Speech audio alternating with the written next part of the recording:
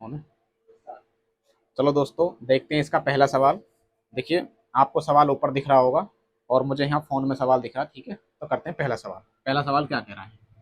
पहला सवाल कह रहा है, पढ़ लेते हैं। कह रहा है, दो रेलगाड़ियों जिनकी चाल का अनुपात दे रखा 6:7 के अनुपात में है। यदि दूसरी रेलगाड़ी 4 घंटे में 364 किलोमीटर की दूरी चलती है तो पहली रेलगाड़ी की चाल बताओ। देखो, दो रेलगाड़ी हैं और हमें रेलगाड़ियों की चाल का अनुपात हमें दे रखा है। इनकी चाल का अनुपात, दो रेलगाड़ियों की चाल का अनुपात हो गया, चाल बराबर दे रखा है। दोनों रेलगाड़ियों की चाल का अनुपात हमें दे रखा है 6:7। ठीक है जी, क्या दे रखा है? 6:7। मान लेते हैं ये पहली रेलगाड़ी है, ए है, ये दूसरी रेलगाड़ी बी है। हमसे कह रहा है कि दूसरी रेलगाड़ी 4 घंटे में 364 किलोमीटर की दूरी तय करती है। ठीक है, दूसरी रेलगाड़ी जो क्या करती है, 4 घंटे में, 4 घंटे में, 4 घंटे में, 4 घंटे में 364 किलोमीटर की दूरी तय करती है। 364 किलोमीटर की दूरी तय करती है।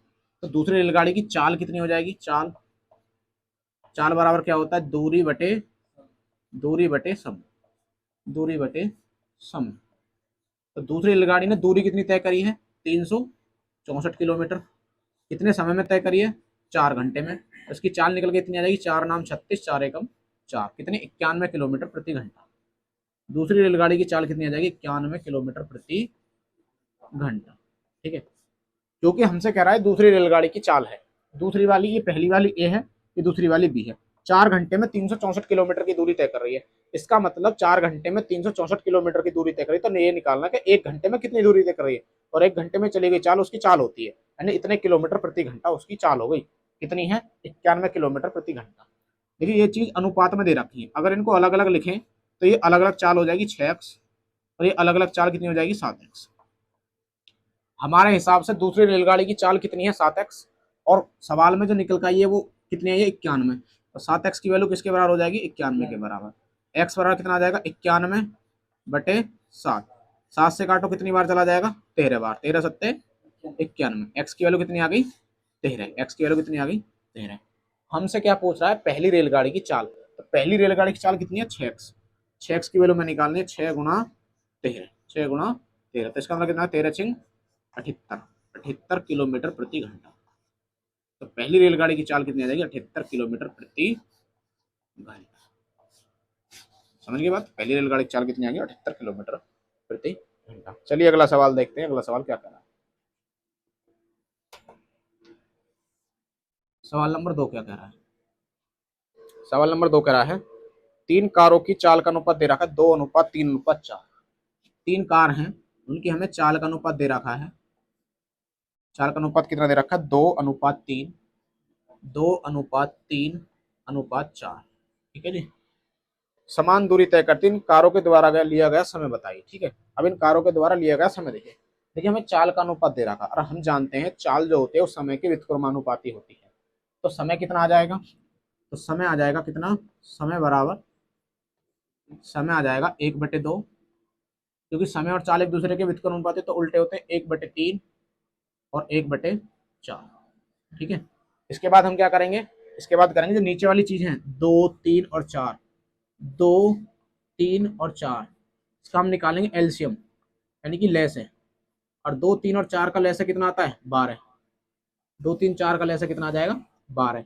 तो 12 के ऊपर गुणा कर दो, 12/2। ठीक है जी, कितना हो जाएगा? 12/3। और कितना आ जाएगा? 12/4। ठीक है जी, 2 से काटा 6 बार, 3 से काटा 4 बार, और 4 से काटा 3 बार। तो इनके द्वारा लिया गया समय कितना हो जाएगा?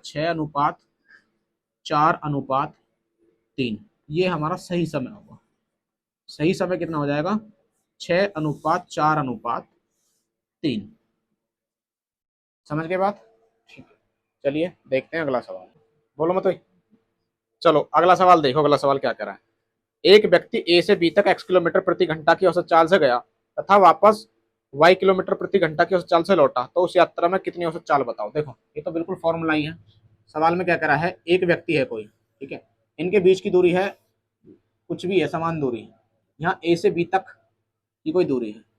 यहाँ से कोई व्यक्ति x किलोमीटर प्रति घंटा की चाल से गया, x किलोमीटर प्रति घंटा। ठीक है जी, x किलोमीटर प्रति घंटे की चाल से गया। और वापस आया कितने की चाल से, y किलोमीटर प्रति घंटा की चाल से, किलोमीटर प्रति घंटा की चाल से। ये तो हमारा फॉर्मूला ही है।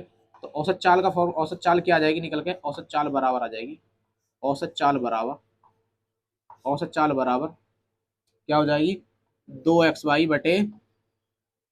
बटे एक्स प्लस के वाई। ये तो हमारा फॉर्मूला है, समझ गए? ठीक है, अगला सवाल देखते हैं। अगला सवाल क्या कह रहा है, सवाल नंबर 4। अगला सवाल देखो क्या कह रहा है। अगला सवाल कह रहा है ए तथा बी किसी एक ही दूरी को 9 किलोमीटर प्रति घंटा और 10 किलोमीटर प्रति घंटा की चाल से तय करते हैं। ठीक है, ए द्वारा लिया गया समय बी द्वारा लिए गए से 36 मिनट अधिक है, तो दूरी बताओ। ऐसा मानिए हमारी कोई बीच की दूरी है, ठीक है, कोई ए और बी मान लेते हैं, कोई बिंदु है ए और बी, ठीक है, ए और बी। अब इनके बीच की मैं दूरी मान लेता हूँ एक्स, इनके बीच की दूरी मैंने मानी एक्स किलोमीटर की दूरी है, ठीक है।